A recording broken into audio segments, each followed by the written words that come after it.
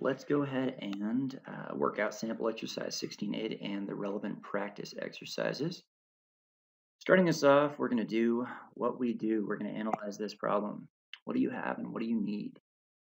So, as you read it, we see we have a 0.040 molar HClO4 solution.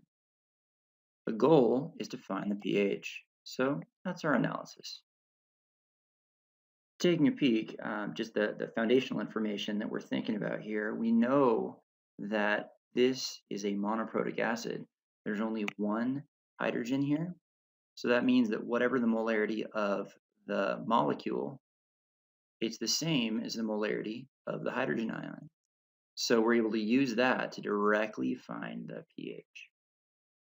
As we make use of the formula here, you'll see pH is negative log of our concentration of the acid, which is the hydrogen concentration. We get 1.40, and if we check our answer, that seems reasonable because it's on the order of 10 to the negative 2 power. Now, let's do our practice. Remember, we start off these first practice problems as though they're on the AP exam. That means when I work through it, I'm not going to use a calculator. I've got to use my own number sense and conceptual understanding of the problem. So our first question is saying, order the following three solutions from smallest to largest pH.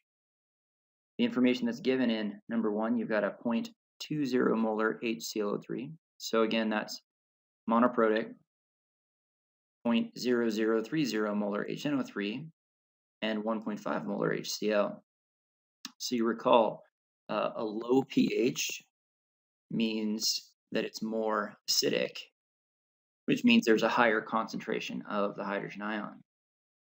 Well, as we take a look, notice the scale of each number.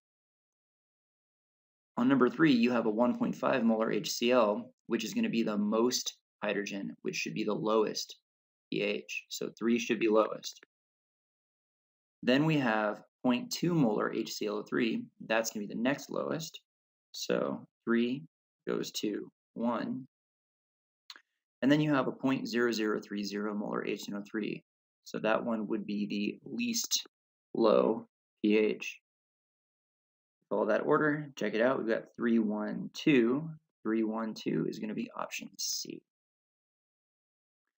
Now let's move into practice exercise 2. This is where you would have access to your calculator.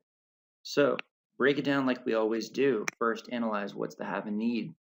We've got a solution that has a pH of 2.34, and the goal is to find the concentration of the acid. So interpret that to mean what is the molarity of HNO3 here.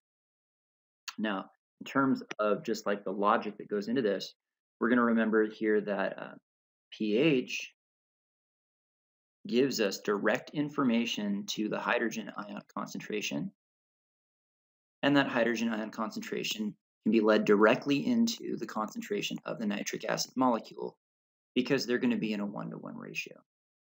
So for pH going to the hydrogen concentration, remember we're going to use the exponentiated form of that log. So the concentration of hydrogen would be equivalent to 10 raised to the negative pH. In this case, that is 10 raised to the negative 2.34. So we take in our calculator, negative 2.34, hit that 10x button, we get 0.00457, so 0.0045709. Now I'm not rounding that, remember, because we have a secondary step. Second step is to consider we're in a 1-to-1 ratio. So if this is the molarity of hydrogen, since it's a 1-to-1 ratio, it is also the molarity of the original nitric acid. At this point, we can round. As you take a look, the pH has 2 sig figs. That's 2 decimals or digits past the decimal. So I round this to 4.6. That 7 makes that a 6 times 10 to the negative 3rd molar nitric acid